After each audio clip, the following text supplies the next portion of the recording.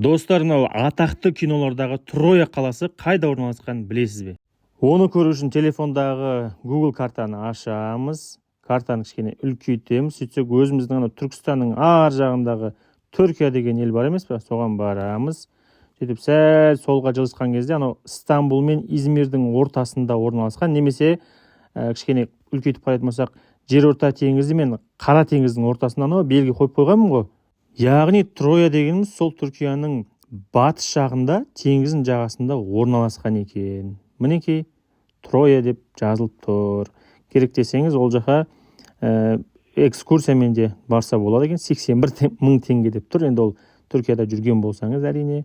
Міне осындай бұрынғы қалалардың осындай ескерткіштері, қалдықтары бар екен. Мына жерде міне бұрынғы атақты ат қолдан жасалған.